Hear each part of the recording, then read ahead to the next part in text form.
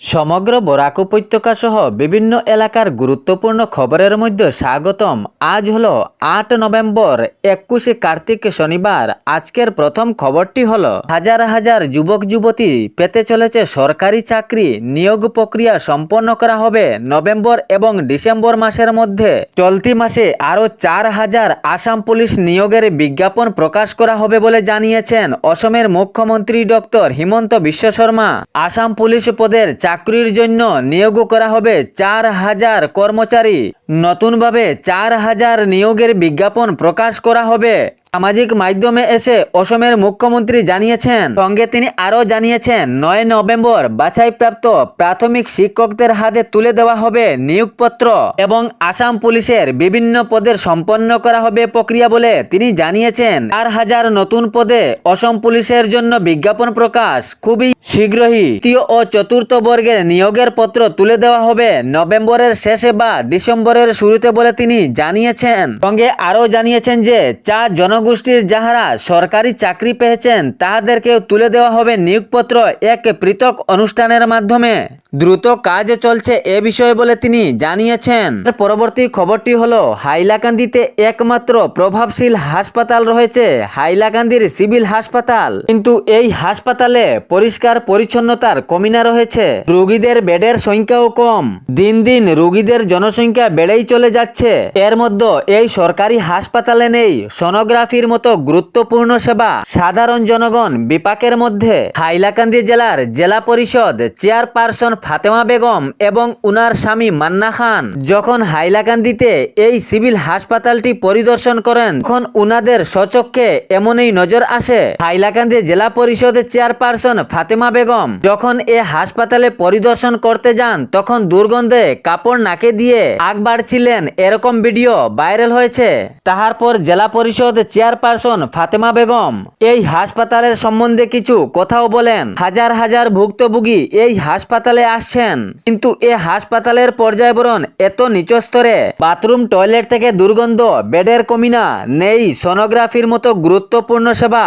সব নিয়ে তিনি কথাবার্তাও করেন এবং আওয়াজ তুলেন। তিনি জানিয়েছেন প্রতিনিয়ত সাধারণ জনগণ বিপাকে পড়বেন যদি এরকম হাসপাতালের পরিস্থিতি থাকে। হাসপাতাল পর্যবেক্ষণ করার পর গুরুতর আওয়াজের দাবি তুলেছেন তিনি।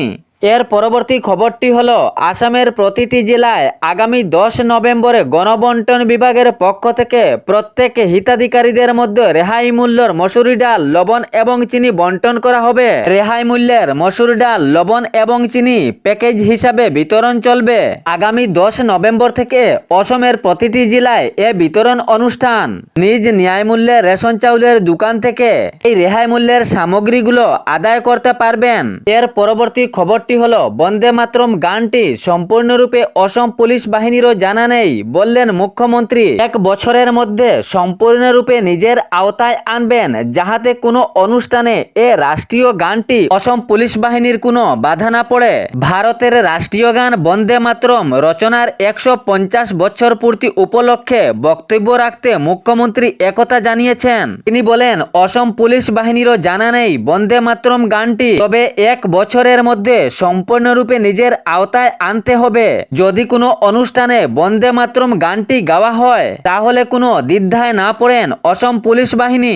এর পরের খবরটি হলো সাংসদ কৃপানাথ মালহা জানিয়েছেন বিধায়ক বিজয় মালাকারের সঙ্গে আমার কোনো জাতিগত দ্বন্দ্ব নেই। আমি হলাম সাংসদ এবং উনি বিধায়ক। তিনি জানিয়েছেন আসলে বিজেপি কর্মীরা চাইতেছেন শিক্ষিত ভূমিপুত্র ব্যক্তি ২৬-এর ইলেকশনের সামনা করুক, অর্থাৎ রামকৃষ্ণনগরের আসন থেকে যে কোনো শিক্ষিত ভূমিপুত্র কাউকে প্রার্থী করা হোক। তিনি এ বিষয়ে বক্তব্য রাখতে জানিয়েছেন যে সবাই জানে বিধায়ক বিজয় মালাকার করিমগঞ্জ শহরের বাসিন্দা এবং সংস্কৃত বোর্ড থেকে তিনি ম্যাট্রিক পাস করেছেন। তাই সবাই চাচ্ছে শিক্ষিত ভূমিপুত্র ব্যক্তি হলে সবারই ভালো হবে। বক্তব্যের প্রসঙ্গে একথা জানিয়েছেন সাংসদ কৃপানাথ মালহা। এর পরবর্তী খবরটি হলো সালেঙ্গা খাল থেকে নিখোঁজ যুব যুবকের মৃতদেহ উদ্ধার। পুরো চাঞ্চল্য সৃষ্টি হয়েছে এলাকা জুড়ে। সুনাইয়ের শিলডুবি অঞ্চলের বাসিন্দা দুর্গাচরণ গোয়ালা নিখোঁজ হয়েছিলেন গত মঙ্গলবার। তাহার পর উনাকে অনেক খোঁজাখুঁজি হয়, কিন্তু কোনো সন্ধান পাওয়া যায়নি। সুনাইয়ের শিলডুবি প্রথম খণ্ডের বাসিন্দা দুর্গাচরণ, বয়স আনুমানিক 41 বছর হবে বলে জানা গিয়েছে। পরে রহস্যজনকভাবে উনার মৃতদেহ উদ্ধার করা হয়। উনার বাড়ি থেকে কিছু দূরেই রয়েছে সালেঙ্গা খাল, সেখানেই উনার মৃতদেহ জলের উপর ভেসে দেখতে পাওয়া যায়।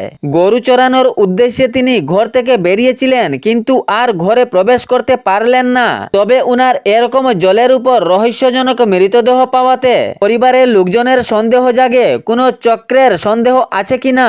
এ বিষয়ে তদন্ত জারি চলছে। এর পরের খবরটি হলো আবারও কাছাড় পুলিশের বিরাট সাফল্য মাদক পাচার বিরোধীর অভিযানে।